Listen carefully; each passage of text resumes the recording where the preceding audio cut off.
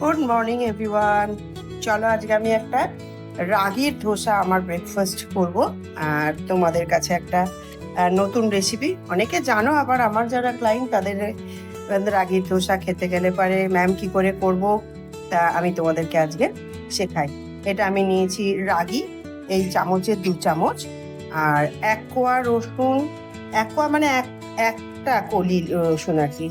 1 কোয়া যেটা পাওয়া যায় সেটা না, কিন্তু এমনি নর্মাল রসুনের 1 কোয়া রসুন আর একটা কাঁচা লঙ্কা এইভাবে আমি ক্রাস্ট করে নিয়েছি। আর এই চামচেরই 2 চামচ রাগির আটা নিয়েছি আর নুন দিয়েছি। এবার আমি এটাকে ব্যাটারটা বানাই। এই ব্যাটারটা বানানোর জন্যে যেন কোনো লাম্প না থাকে, খেতেও খুব ভালো। আমরা যদি এবারে মনে করি যে একটু কালো জিরে দেবো, দিতে পারি। যদি মনে করি একটু হলুদ দেবো, দিতে পারি। আমি ওসব কিছু দিই না, করে জলের মতন ঝরে যায়। দেখো প্যান গরম হয়ে গেছে, জাস্ট ব্রাশেতে একটু এটাকে দিয়ে, মানে বেশি না কিন্তু, হ্যাঁ। আর এই যে কাপেতেই আমি 2 কাপ করবো, তো 2 হট কাপ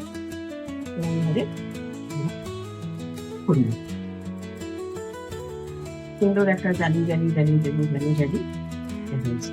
এবার এটাই একটুখানি আমাদের হয়ে যাবে।